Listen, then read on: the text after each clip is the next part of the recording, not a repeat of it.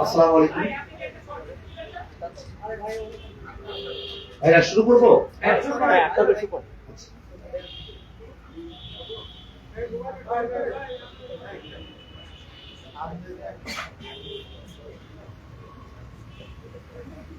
আসসালামু আলাইকুম সম্মানিত সাংবাদিক বন্ধুগণ ও দেশবাসী, জাতীয় নাগরিক পার্টি এনসিপির তরফে শুভেচ্ছা এবং সালাম গ্রহণ করবেন।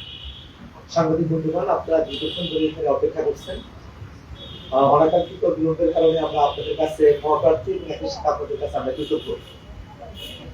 আজ জাতীয় নাগরিক পার্টি এনসিপির সম্মানিত আহ্বায়ক জনাব নাহিদ ইসলামের নেতৃত্বে 6 সদস্যের একটি প্রতিনিধি দল আমরা জুলাই জাতীয় সনদ স্বাক্ষরের জন্য আমরা এখানে উপস্থিত হয়েছিলাম।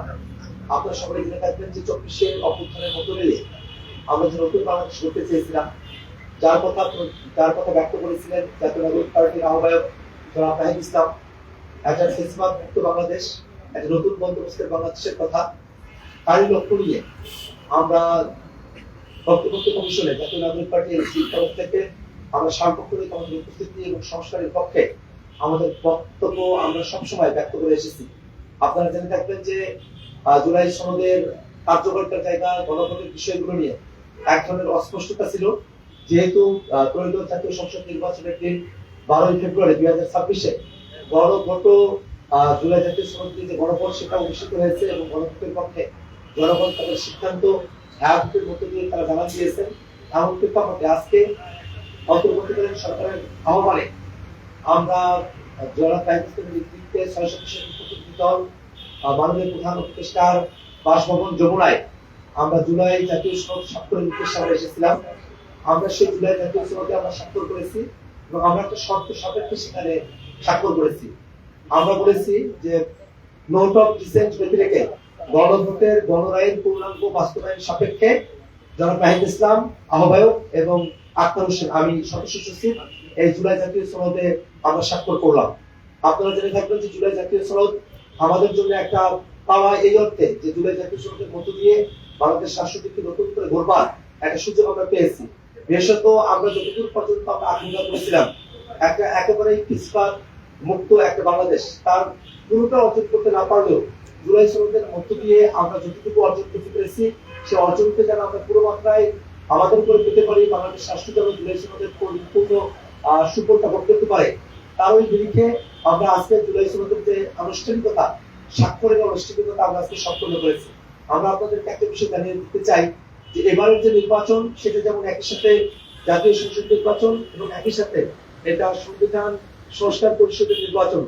আগামীকাল শপথ গ্রহণ অনুষ্ঠান অনুষ্ঠিত হবে। আমরা এটা আশা করি এবং জাতীয় নাগরিক পার্টি এনসিপির তরফ থেকে এই দাবি রাখছি যে আগামীকাল কোন প্রকার ব্যত্যয় ব্যতিরেকে প্রথমে সংবিধান সংস্কার পরিষদের সদস্য হিসেবে যারা নির্বাচিত হয়েছে তারা শপথ গ্রহণ করবেন এবং তারপরে জাতীয় সংসদের সদস্য হিসেবে তাদের যে শপথ সে শপথ তারা গ্রহণ করবেন এবং উভয় শপথই অবশ্যই একজন ব্যক্তি অর্থাৎ জুলাই জাতীয় সনদে যেভাবে বিবৃত হয়েছে যে চিফ ইলেকশন কমিশনার আছেন তার নেতৃত্বে তার হাত ধরেই আমরা জুলাই জাতীয় সনদের মতো করেই সংবিধান সংস্কার পরিষদের শপথ এবং জাতীয় সংসদ সদস্য হিসেবে যে শপথ সেটা আমরা গ্রহণ করব। সাংবাদিক বন্ধুগণ, এই পর্যায়ে আপনাদের সামনে সংক্ষিপ্তভাবে বক্তব্য উপস্থাপন করবেন জাতীয় নাগরিক পার্টির সম্মানিত আহ্বায়ক এক দফর ঘোষক জনাব নাহিদ ইসলাম।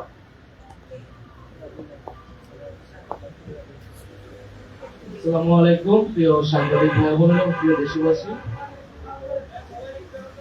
যেরকমটা আমাদের সদস্য সচিব বললেন যে আজকে অন্তর্বর্তী সরকারের শেষ দিন, আমরা সরকারের আমন্ত্রণে আমরা যমুনাতে এসেছিলাম। জুলাই জাতীয় সনদ যে সংস্কারের যে ঐক্যমতের দলিল সেটাতে জাতীয় নাগরিক পার্টির পক্ষ থেকে স্বাক্ষর সম্পন্ন করার জন্য। আপনারা ইতিমধ্যে জানেন যে এই জুলাই জাতীয় সনদ বা এই সংস্কারের দাবি আমাদের একদম জুলাই গণ অভ্যুত্থান থেকেই ছিল। আমরা যে নতুন বন্দোবস্তের কথা বলেছি, রাষ্ট্র সংস্কারের কথা বলেছি, পরবর্তীতে সংস্কার কমিশনের উদ্যোগে সবকিছুই সেই সময় বৈষম্য বিরোধী ছাত্র আন্দোলন এবং পরবর্তীতে জাতীয় নাগরিক কমিটি হয়ে জাতীয় নাগরিক পার্টি আমরা সংস্কারের পক্ষে সবচেয়ে দৃঢ় অবস্থান নিয়েছিলাম। কিন্তু জুলাই জাতীয় সনদ যেদিন স্বাক্ষরিত হয়েছিল, জাতীয় নাগরিক পার্টি এনসিপি সেদিন সে স্বাক্ষর অনুষ্ঠানে আসেনি এবং স্বাক্ষর করে নাই। কারণ আমরা তখন বলেছিলাম যে এই জুলাই জাতীয় সনদের যে আইনি ভিত্তি, সেই আইনি ভিত্তি নিরূপণ না হলে, আইনি ভিত্তি নিশ্চিত না হলে আমরা আসলে এই ডকুমেন্টে সাইন করার কোনো মানে থাকবে না। এবং এই ডকুমেন্টে যে নোট অফ ডিসেন্ট রয়েছে, আমরা মনে করি নোট অফ ডিসেন্ট কোনো সিদ্ধান্তের অংশ হতে পারে না। ফলে নোট অফ ডিসেন্ট নিয়ে স্পষ্ট বক্তব্য থাকা প্রয়োজন। সেই প্রেক্ষিতে আমরা কিন্তু সাইন করি নেই এবং এর পরবর্তীতেই আমাদের দাবির প্রেক্ষিতে জুলাই জাতীয় সনদ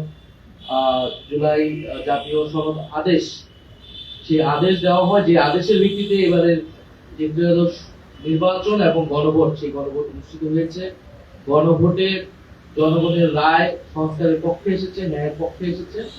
এখন আমাদের আগামীকাল থেকে যে দায়িত্বটা, সেটা হচ্ছে এই রায় অনুযায়ী, গণভোটের ন্যায় অনুযায়ী এই রায় হচ্ছে বাস্তবায়ন করা।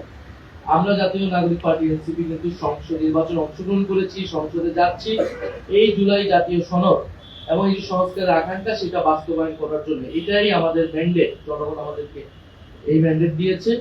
ফলে সেটার জন্য আমরা মনে করছি যে আগামীকাল শপথের আগে এবং এই অন্তর্বর্তী সরকারের শেষ সময়ে এসে এই দলিলের সম্পূর্ণতার লক্ষ্যে জুলাই জাতীয় সনদ বাস্তবায়নের স্বার্থে আমাদের স্বাক্ষর করা প্রয়োজন। আমরা সে স্বাক্ষর করেছি এবং স্বাক্ষরে আমাদের যেটা কমেন্ট আমরা রেখেছি যে আমরা কোনো নোট অফ ডিসেন্ট এটা ব্যতিরেকে আমরা স্বাক্ষর করেছি এবং গণভোটের গণরায় পূর্ণাঙ্গ বাস্তবায়ন হবে এই সাপেক্ষে। ফলে এটি আমাদের আজকে আমাদের স্বাক্ষরের মধ্য দিয়ে জুলাই জাতীয় সনদ এর সম্পূর্ণতা পেল এবং আমাদের আগামীকাল থেকে এটার কাজ হচ্ছে যে সংস্কার সভা হবে, সংস্কার পরিষদ হবে, সেই সংস্কার পরিষদে এটা জুলাই জাতীয় সনদ এবং গণভোটের যে আদেশ, সেই আদেশ অনুযায়ী সংস্কারগুলোকে বাস্তবায়ন করা। তো আমরা আগামীকাল আমাদেরকে আনুষ্ঠানিকভাবে জানানো হয়নি, কিন্তু আমরা আইন উপদেষ্টা এবং সংসদ বিভাগের যিনি সচিব রয়েছেন তার সাথে কথা বলে, অনানুষ্ঠানিকভাবে কথা বলে জেনেছি যে আগামীকাল 2টি শপথ অনুষ্ঠিত হচ্ছে এবং এটাই হওয়ার কথা। যে কারণ এই গণভোটের আদেশে খুব সুস্পষ্টভাবেই লেখা আছে যে যারা নির্বাচিত হবেন, নির্বাচিত প্রতিনিধিরা জাতীয় সংসদের সদস্য হবেন এবং সংস্কার পরিষদের সদস্য হবেন একই সাথে। ফলে একই সাথে আগামীকাল 2টা শপথ হবে। প্রথম শপথ সংসদ সাংসদ হিসেবে সদস্য নেবেন যারা জিতে এসেছেন এবং সেই একই ব্যক্তিগণ সংস্কার পরিষদের সদস্য হিসেবেও শপথ নেবেন। একই সাথে পরপর 2টি শপথ হবে, এরকমটাই আমরা জানি। গণভোটের আমাদের আদেশও সেটাই লেখা আছে এবং এই শপথ কে পড়াবেন এটা নিয়েও আসলে কোনো সন্দেহের অবকাশ নেই। কারণ গণভোটের যে আদেশ আছে সেটা 8 নং ধারাতে খুবই সুস্পষ্টভাবে বলা আছে, যিনি সংসদ সদস্যদের শপথ করাবেন সেই একই ব্যক্তি সংস্কার পরিষদের সদস্য হিসেবে তাদেরকে শপথ করাবেন। ফলে প্রধান নির্বাচন কমিশনার আমরা যতটুকু শুনছি শপথ করাবেন এমপিদেরকে, তিনি সংস্কার পরিষদের সদস্য হিসেবে সকলকে শপথ করাবেন। এই শপথের মধ্য দিয়ে আগামীকাল শুধু জাতীয় সংসদ নয়, বরং সংস্কার পরিষদ গঠিত হবে। যে সংস্কার পরিষদ নির্ধারিত সময়ের মধ্যে আমাদের যে গণভোট, যেহেতু হ্যাঁ পক্ষে রায় এসেছে, সেই হ্যাঁ পক্ষে গণভোটের যে আদেশের গণভোটের যে প্রশ্নগুলো ছিল, সেই সংস্কারগুলা আমরা দ্রুত সময়ের মধ্যে বাস্তবায়ন করতে পারবো বলে আশা রাখছি। আমরা অন্তর্বর্তী সরকারকেও ধন্যবাদ জানাই। আমরা এই পুরো সময়টাতে অন্তর্বর্তী সরকার গণ অভ্যুত্থান পরবর্তী দায়িত্ব নেওয়া এবং নানান সমালোচনা, সীমাবদ্ধতা সত্ত্বেও সংস্কার, বিচার এবং একটা নির্বাচনের মাধ্যমে একটা শান্তিপূর্ণ ক্ষমতা হস্তান্তর আমরা হয়তো আগামীকাল দেখতে পারবো। সেটার জন্য ডক্টর মোহাম্মদ ইউনূস এবং এই অন্তর্বর্তী সরকারকে আমরা ধন্যবাদ জানাচ্ছি। যদি আপনাদের কোনো প্রশ্ন থাকে আমরা